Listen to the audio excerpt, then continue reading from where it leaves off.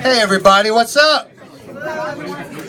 All right, so thank you all for coming, seriously, and for all the love that you've been showing this book so far. Everybody bought it today, everybody bought it before. And before we get this started, I just want to thank a couple of people, and then I'm going to introduce these two guys who I think you already know, but whatever. But I want to thank Lesser Gods Books, who put out this book on Roger. Give him some love. Yeah! I want to shout out to Jenny Hussein and Right Angle PR has been promoting the book, getting the word out. I want to give a special shout out to John Wiederhorn over here, who worked on the book with Roger. Another extra special shout out to Generation Records for having us here and doing this. And again, most of all, thank all of you for coming through and supporting this and showing some love for Roger and the book. So I'm going to introduce you real quick. Drew Stone is going to be our moderator for the night. You may know him from the New York Hardcore Chronicles page and film. What's up? And introduce my drummer. And drummer for the night, Vinny Stigma.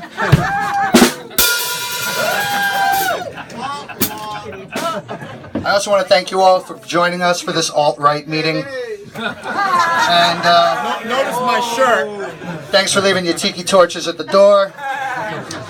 And our guest of honor on the eve of the publishing of his autobiography from Agnostic Front, Roger Miret. Thank you, Howard. All right.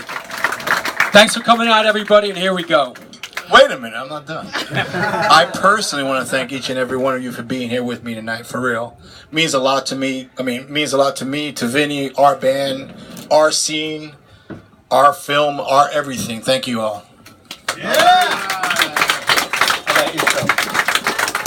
Born in Havana, Cuba, in order to escape the Castro regime, he moved to the United States with his mother at 4 years old, eventually settling down in Passaic, New Jersey. He's the older half-brother of Madball frontman Freddie Christian, and has two other siblings, Rudy and Myra. Having grown up in an abusive household, he found himself on his own as a teenager on the streets of New York City's gritty Lower East Side.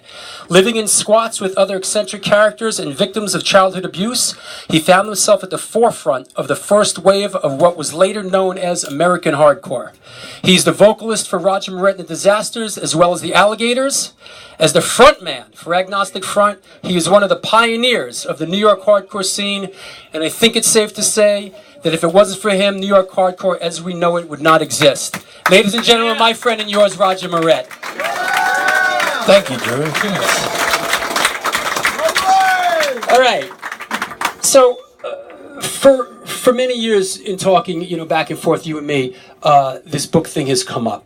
You've had it sort of in the back burner for a long time. Why is it finally coming to fruition now? To be honest with you, I started this thing back in 1999, but if it wasn't for John, I would have never finished it.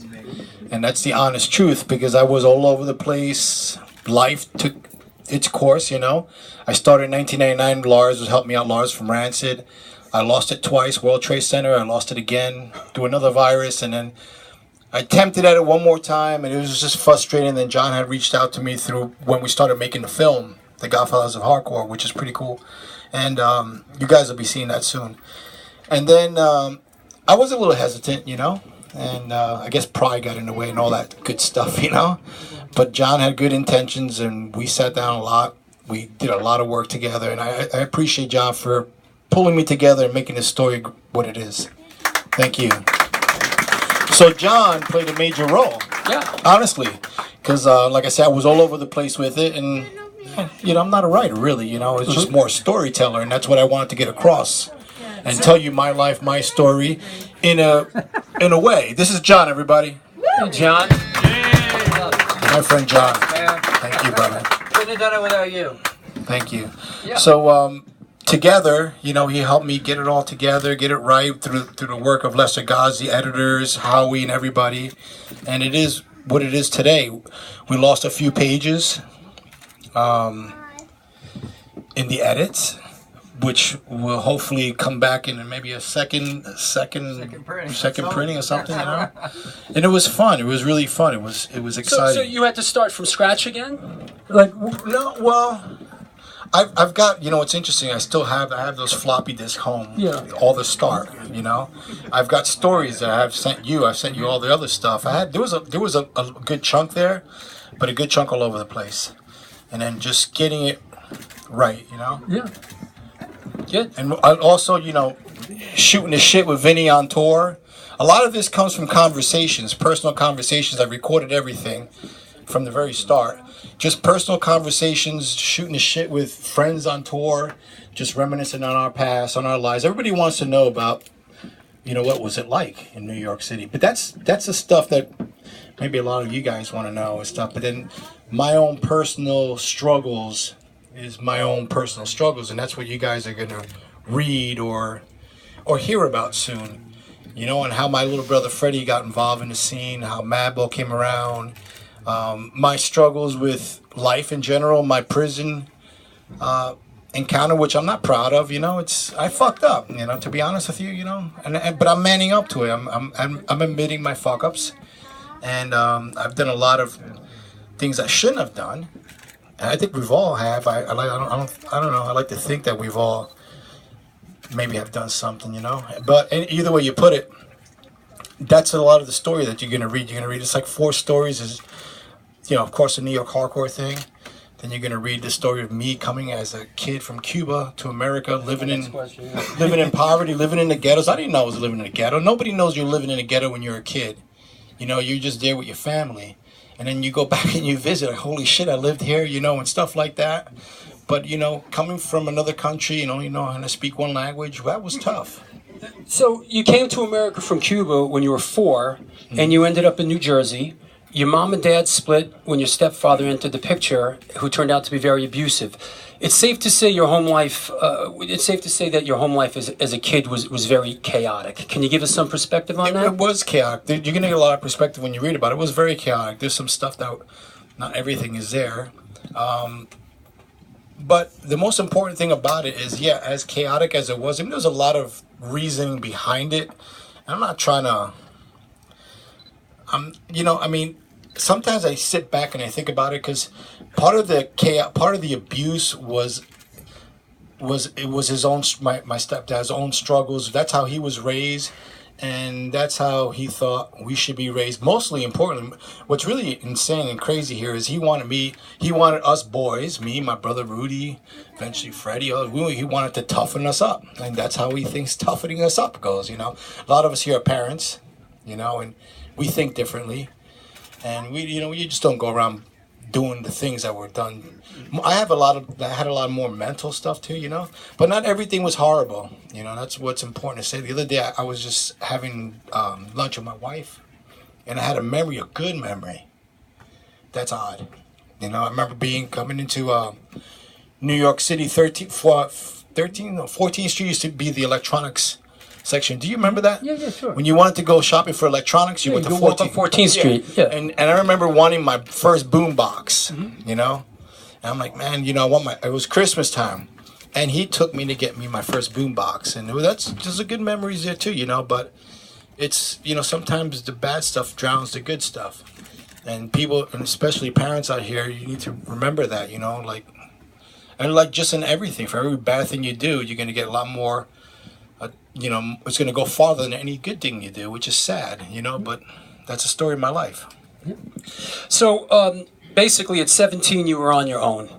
You got out of the house. And so why did you gravitate towards punk and eventually hardcore at that age?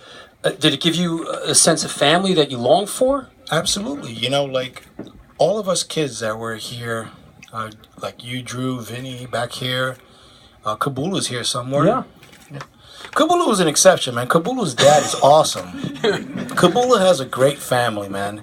There's those exceptions, you know? Yeah. Like Kabula really, like his dad was part of our scene, man. His dad's in all the old pictures of everyone in front of CBGB's. Kabula's dad standing there with a beer in his hand. But Kabula loved the craziness. You'll read all about that in my book. He's completely out of his mind. But anyway, a lot of us came together because we just felt safer together. It's probably the best way to put it.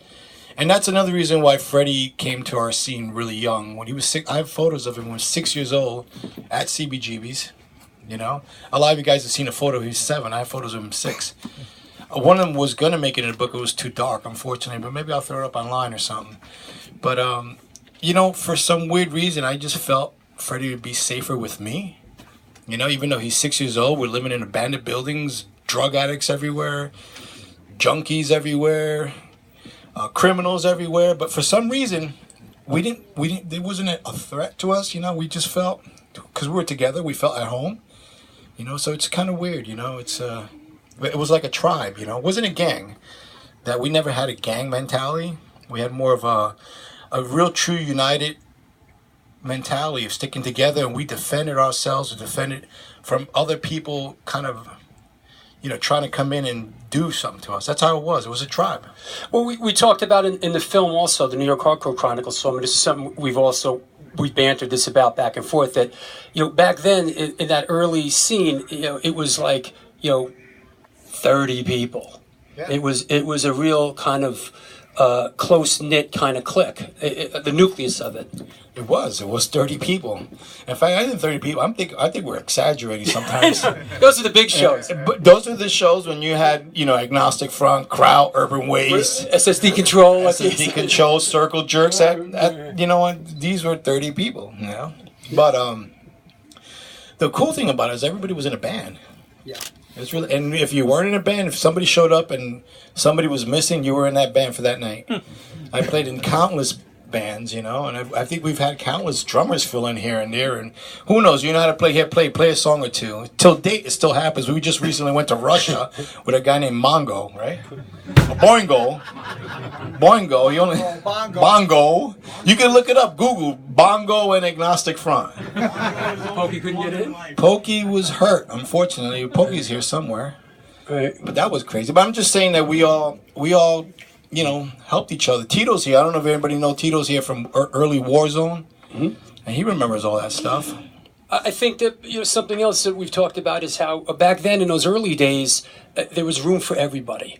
And even if you weren't in a band, if you were a gal that was coming around, you started a fanzine, or you started Wendy, who's here tonight. Yeah, Wendy from Guillotine's here. Right. Right. So it was a very even playing field with the girls as well back then, right? Absolutely. I mean, we really stuck together. We never separated.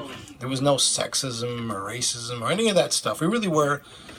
There was no room for that anyway. This is New York City. We know how to live with each other. Nobody ever, you know, it wasn't about all the crazy things we see today. I mean, religion really never played a part in punk rock, if you ask me.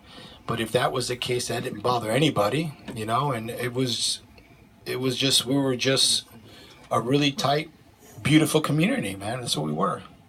So, can you talk a little bit about how your musical journey started? Like, how did you get into music, and you know, and how did you eventually end up in Agnostic Front a little bit? You know. Well, I played with to go quickly. I played with 3 bands before Agnostic Front. One being Rabies, which was more of a Susie and Banshees type of band. I love Susie, by the way. I love the Banshees too. But it had nothing to do with rabies. It was no. It was called Rabies, like the dog bite rabies. Right. You know. And then I went on to play with I played with Distorted Youth, and in Distorted Youth we had Andre from what was Andre's band? Vinny, remember? The Press. The Press. Andre from The Press. He was our singer. Elio Espana was our guitar player, who's also tattooed all of us. Yep. At Vinny's kitchen. That's right. And Dave was our drummer. A lot of people don't know Dave.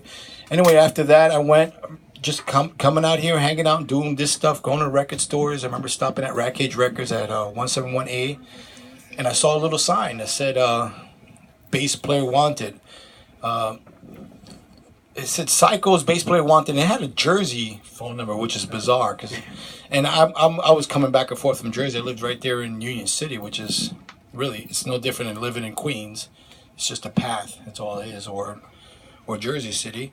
And I called that number, and that's how I got into Psychos. And Billy and Stu, right? Billy and Stu, just Billy and Stu. Right. And then eventually we auditioned people, and Steve ended up being the guitar player. But even in the beginning, the Psychos weren't really a hardcore band, right? It was more like a kind of punk, right? Well, that's what we all were. Yeah, right. Hardcore didn't really exist. But if there's 2 songs on the United Blood single that are Psycho songs. What are those? Fight. Right. And which is the other one? Discriminate, maybe? There's Fight and there's one more. I can't remember. I want to say it's Discriminate. It's really weird. Yeah. But I don't think so. Colossal Man? No, Colossal Man was another one. Yeah, that was a Psycho song. Madballs. We sang it for Madballs. I mean, we had our songs. It was just that the scene wasn't really moving. I mean, it's really crazy because people come up to me and I mean, everybody loves Victim in Pain, whatever. To me, Victim in Pain is a punk record, you know? Yeah. It always has been to me. Yeah. But it was, the term started changing, hardcore punk, because of the new wave that was coming in. And the Psychos we were just psychos, you know? It was on the very urge of the punk changing hardcore stuff, you know, like a lot of us were doing. Right. And so early on, I saw what was later known as Agnostic Front's first show. It was the Zoo Crew. Right. I was there, which was Vin, Diego, Robbie Crip Crash on drums, and John Watson singing. Yeah. And at the 2+2, I was actually at that. Yeah. And so how did you end up in that crew? How did you end up singing for Agnostic Front? I mean, meeting Vinny, right? How did you? I met Vinny years. I met Vinny at the. Physically met Vinny because I used to see Vinny. I used to be entertained by this guy, by the way. I still am. And he had that freaking mohawk he had, but it was taller when I met him, believe it or not. Yeah. Some shit doesn't change. Anyway, I met Vinny. You know when the first time I ever saw Vinny was at a show at the Peppermint Lounge, right. with the Professionals and the Stimulators, you know, and that was the pit. You know, people were starting to pit. That was kind of a new thing, and Vinny just stood in the middle. He would go the other way. I was like, look at this guy, you know. But I officially met him and John Watson at the show in Queens, where N.Y.C played. At Johnny Wace's birthday bash. Oh, in the Ravenswood Projects. Yeah, that's when I in the community center in the projects in Queens. That's the first time I physically hey, you know, we talked. But Vinny loved the Psychos. Oh yeah, and Billy Psycho got beat up that day like always. Billy Psycho used to, and not in a bad way. I'm not saying he got beat up in a bad way. He just loved getting himself in shit. And it was a constant. He would love it. He would come out with a bloody nose. He goes, "Yeah, best show ever." And that's what I mean by beat up. 40 to 40. Always at a 40, you know? That's how he said a show was good or not. He had to come out bleeding or something, you know? That's Billy Psycho. Right. But Vinny then, I remember going, I seen the whole band, same thing like you. Seen him from the before I sang with Watson. And then with James Contra, and I saw them with something. And here's something that came to me while I was doing this book. It's really funny when you start doing things and you start thinking about it, you know, like going through the stories and the lineups and everything. And at one point, I realized that everybody that was in Cause for Alarm, the whole band, the very early beginnings of Cause for Alarm, was in Agnostic Front. Robbie Crash played drums. Alex Kynan played guitar. Kabula played bass. Keith sang. All of members of Agnostic of Cause for Alarm's era on that first single were members of Agnostic Front.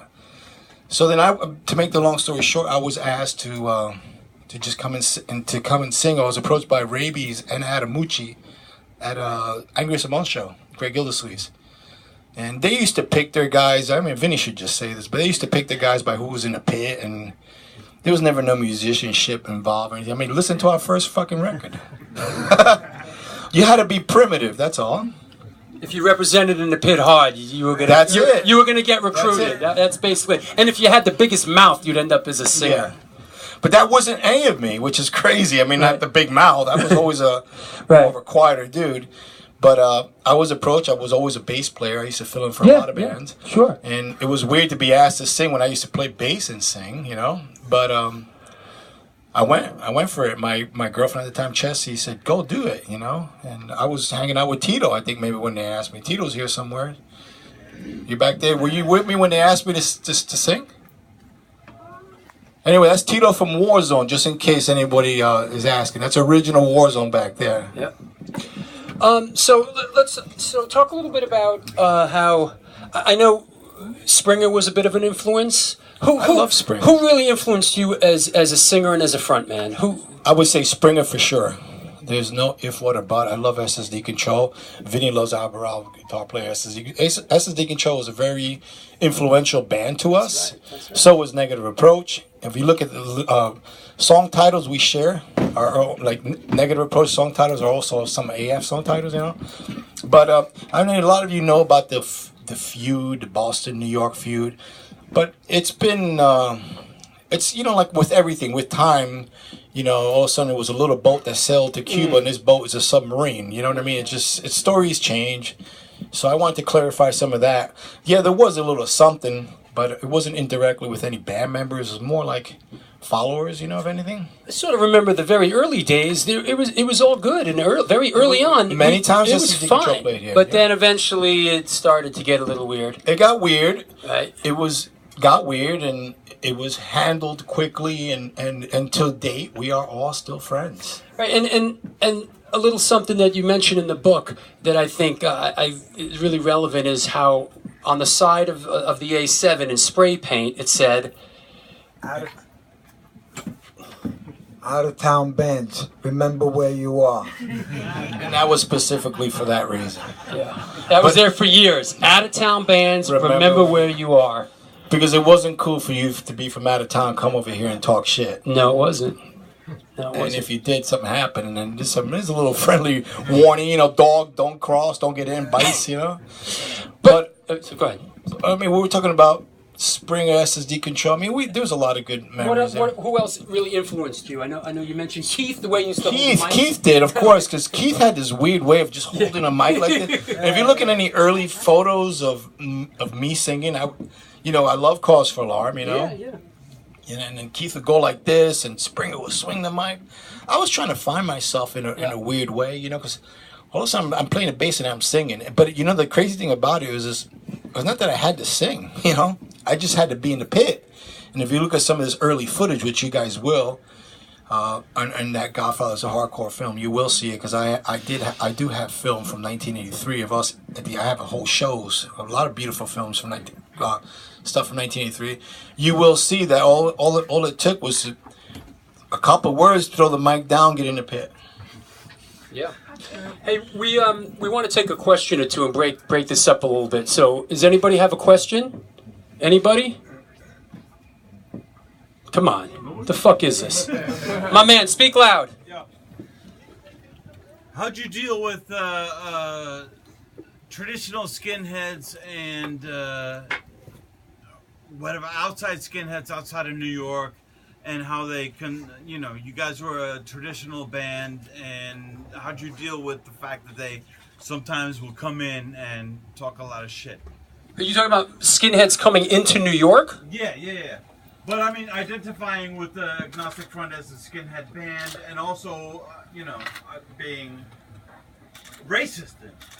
Okay. Well, like I said earlier, we're from New York, man. And that's right. We grew up with everyone, you know. Like, look at the scene. Look at the pictures, photos of the scenes. You know, I know people from all walks of life, you know. And first of all, I never understood it. First of all, because I never encountered anything. I never didn't think any of that exists. I'm so used to living with people, like, you know. It didn't matter to me, you know. I encountered more of it on the road, and a lot of it more in suburban areas than anything. They're not really in New York City. I'm not saying it didn't exist. And I also there's a chapter in the book where I talk about, like, let's not forget, like, in 1983, let's get specific to 1983. If you put a record out in 1983, if it was from England or something like that, it took about 3 months to get here. And then it took about another, you know, and then it starts going out, and it took another 2 months to get to the West Coast. It's not like we have today with the internet. It's instantly, you know, and we didn't have any of that. So a lot of the stuff that was coming in was trickling in later, you know, and of course it was never really truly accepted in New York City. At some points, sometimes it was some of this stuff was tolerated, but we had to make affirmative lines on what is and what isn't and what shouldn't be. But a lot of that stuff inspired me to write Victim in Pain. I mean, look at the lyrics, you know? Yeah. And I was more into uniting people than separating people. But there was a time when there was some separation coming. It was an ugly time coming ahead. Not right in the very beginning, not like 83, 84, even 85. It just started to get uglier, like right after 80, then 84, 85. And now those are very turbulent times. Which is bizarre because it's, you know, this is New York City. That's what I'm trying to say. I didn't really feel that much of a threat in New York City. I don't think if you did or No. did. I went to public school. I got my ass kicked by everybody going to public school. You know? I think once you started getting to other suburban areas and you know where it was different, I guess. Urban areas, maybe. But you know, I think that sort of we'll call it a watershed moment was when Maximum Rock and Roll sort of kind of pegged you guys in a certain as sort of like racist skinheads, and that dragged on for a long time, and it was off the mark, and it was ugly, and they were, you know, absolutely unrepentive about it. Well, here's what was going on with that. You know, anybody could say or talk shit from behind a computer like they do today. And back then it was behind a newspaper or whatever. But if you're not actually living it, it's a whole different story, you know? And the truth of the matter of all that, and I'm pretty much saying in my book, is that a lot of that stuff put us on the front lines. Put me and Vinny and our band on the front line. Because you could talk all the shit you want, but then we have to deal with the shit. There's a big difference, you know? When you're out on the road. When you're on the road and shit starts popping in and coming in. And then where's all those people that talk all this stuff? They're not even there. So a lot of that stuff put put us in a line of danger, pretty much. If you want to get right to the point, you know. And there was a lot of misunderstandings, or it was chaotic, man. It was completely chaotic. But you know, we always what we took out of the whole skinhead thing was we loved the whole working class thing. But we were an American hardcore band. We've always said we were an American hardcore band. And I mean, you had Iron Cross, you had the Effigies, you have 7 Seconds. This is what we kind of liked out of it. Even Negative Approach, John with his head shaved, Minor Threat. This is what we were really grabbing out of it. But then things changed, and when things changed, all those bands I'm just mentioning right now were not really existing. You know, so we had to take a lot of the blunt. So you had your daughter Nadia at a very young age. And in an effort not to raise her surrounded by poverty, you fell into a lifestyle of moving drugs for what seemed at the time to be easy money. Eventually that came to an abrupt end when you were set up and then arrested. You were incarcerated for close to 2 years. How did that experience change your life? And can you lend any perspective to any of the younger people out here regarding the perils of drugs and alcohol? Yeah, you know, first of all, that was definitely a troubled time in my life, and it was really just when I sit back and look at it, I wrote about it. By the way, One Voice, our album One Voice, is I always consider Agnostic Front's The Wall. I mean, Pink Floyd The Wall, sure. or the Who's Quadrophenia. The whole thing from front to back, One Voice is a story. It's that story. It's a concept. It's that story of what happened to me going in and coming out. You know. I fucked up. I made a mistake, but it was a spiraling moment for me. I wasn't out in the street. I wasn't your petty criminal out there. It was easily presented to me. Take this package and bring it to this guy over there, and you're gonna get $200. I mean, my daughter was just. I'm not trying to make excuses. First of all, I'm not trying to make excuses, but it may sound that way. But I'm just telling you what I was thinking. My daughter was just born. She was sleeping in a chest of drawer, in an abandoned building, surrounded by rats, mice, cockroaches. And I started spiraling. I started thinking of me again, living in poverty, Cuba, the whole thing. And I fucked up. I did what I did.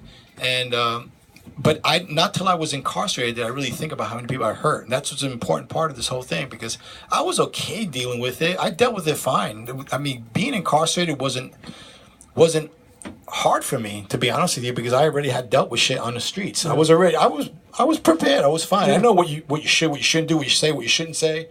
You know, that's when you get in trouble, or what to get, not to get. You know what I mean? I knew those basic things, and I knew I could make it. I knew I could make it through it.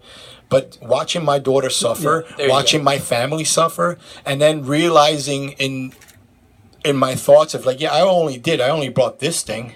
over there, and that was it. But this thing that I brought over there trickles down to the petty guy in the street, to the guy using it, to the unfortunate guy that probably passed away. And that really bothered the fuck out of me, to be honest with you. And then that's when, you know, like, it was a learning experience. It was a bad decision, a bad choice, but I took a lot away with it, you know, smart.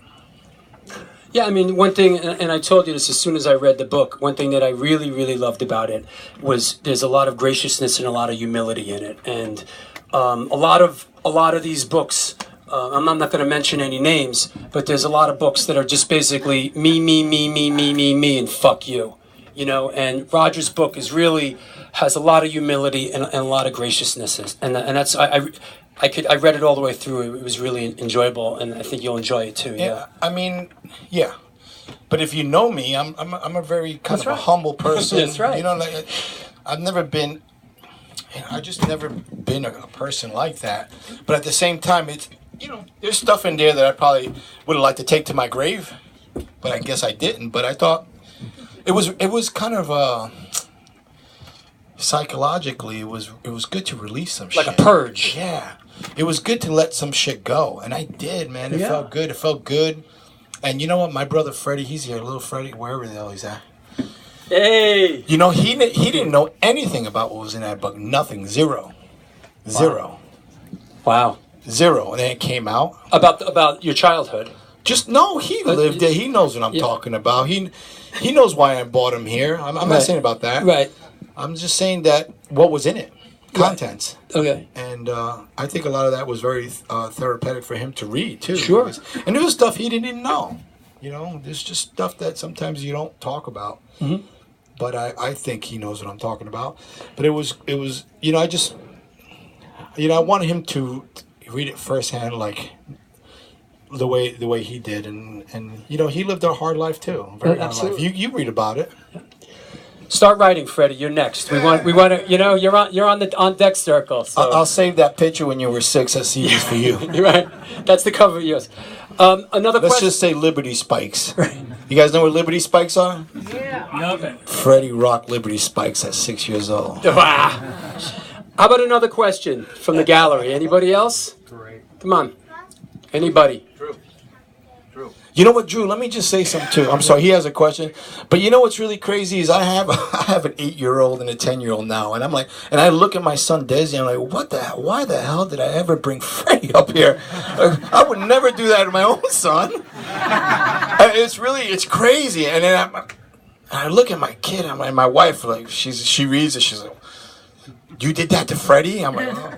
You know, it's just crazy. But you know what? I felt he was safer with me. And he loved it. Everybody, my little brother Freddie loved all of this.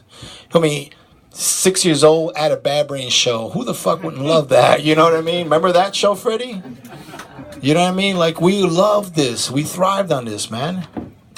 You had a little question over here? Yeah. Larry? Inside a question from Larry Hunt. Why do you think Maximum Rock and Roll did that?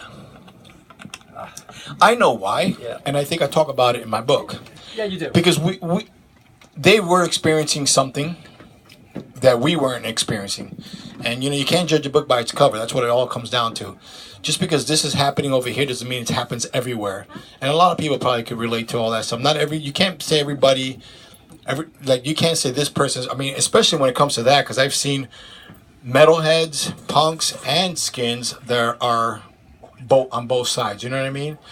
But I think what happened was they were experiencing something awful in their city, and they just thought it was like that everywhere else. Right. And that's what happened. Okay. So after your incarceration, you came back out eventually. So since getting Agnostic Front back together in 1996, you've basically been running at it nonstop for the past 20 years, give or take. You regularly play to tens of thousands of people every year around the globe.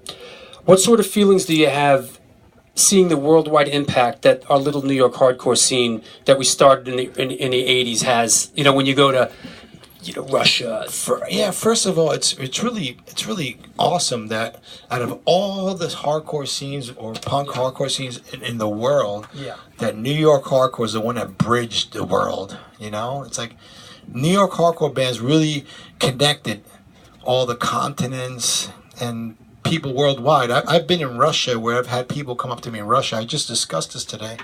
And this guy came up to me. He went to prison for 4 years. Remember that? Just for listening to cause for alarm. That's all he did was listen to it. That's how bad things were back then. You guys have no idea. Some of you older folks know that, you know?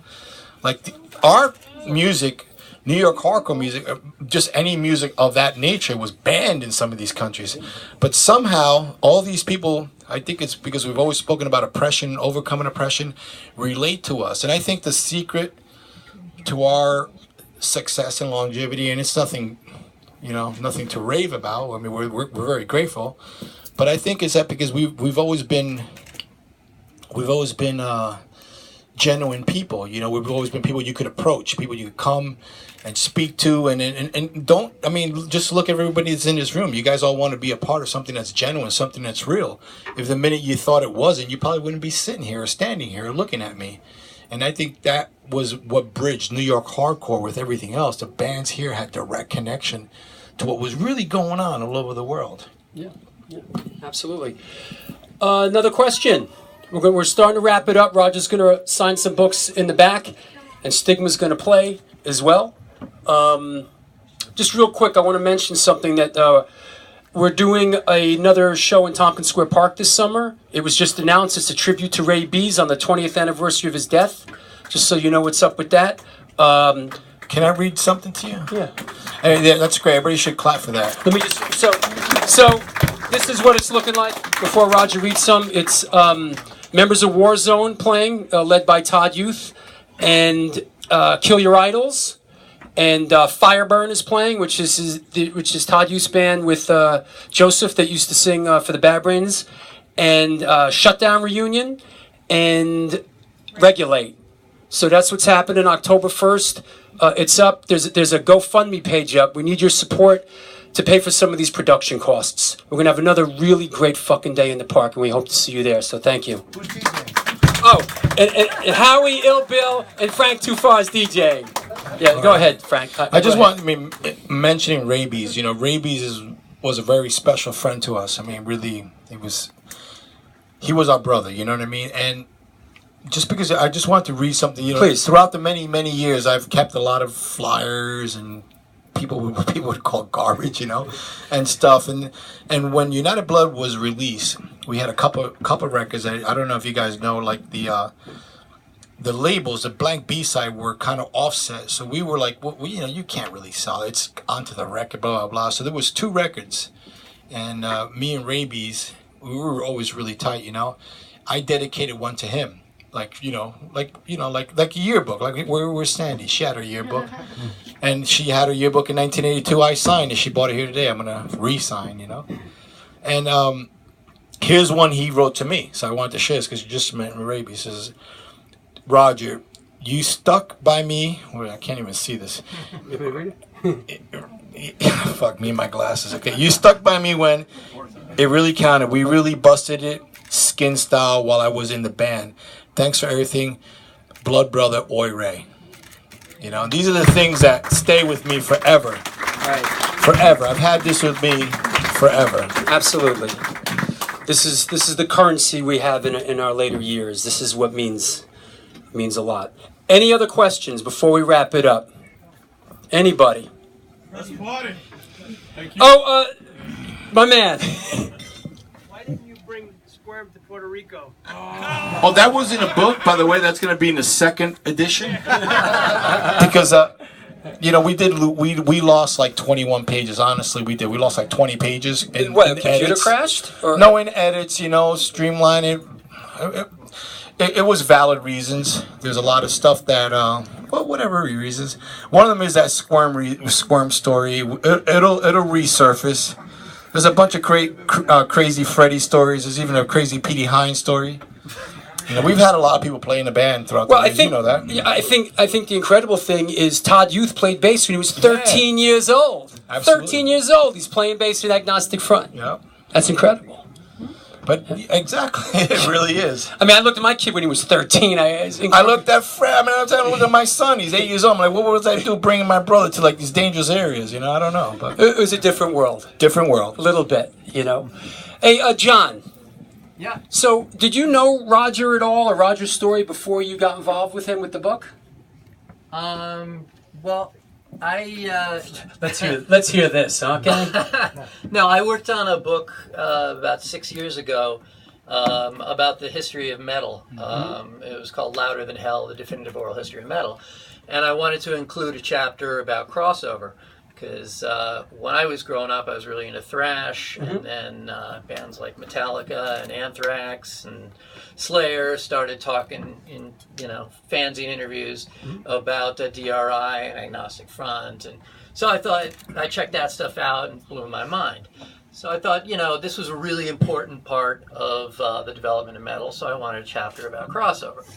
So my good friend Ian McFarland, who worked on the movie on Roger and Vinny, Godfathers of Hardcore, he was really attached to the scene, and he'd been in Blood for Blood, and he helped me connect with a lot of guys, both in Boston and in New York, from that community. And having talked to a lot of metal dudes, their complaints are that, oh, my parents got divorced, and I ended up going to jail for like 2 days, and I got beat up in high school. And I'm like, okay, cool, that's in the book. Let me talk to Roger Miret about what it was like being an agnostic. I was like, fuck, man, I didn't have a home to live in. I was living in the Lower East Side, like in an abandoned building. I'm like, shit, really? Well, I mean, did you guys, what happened? Were there fights? I was like, oh, man. There were guys who would fill up, socks with rocks and would beat on each other, and we had our belts, and they were, made of chains, so we could always swing them around, and these Puerto Rican guys we were getting into fights all the time. I'm like, this is a different world. And, the more we talked, the more I thought, man, there are so many facets to this band and to this guy and his life. It's not just a story of a rock and roll band or a punk band, hardcore band. There's the story of hardcore in there, but just this insane upbringing that to have come through that and get on the other side and, come out sane and not beat your kids and not, be fucked up for life is amazing to me. Right on.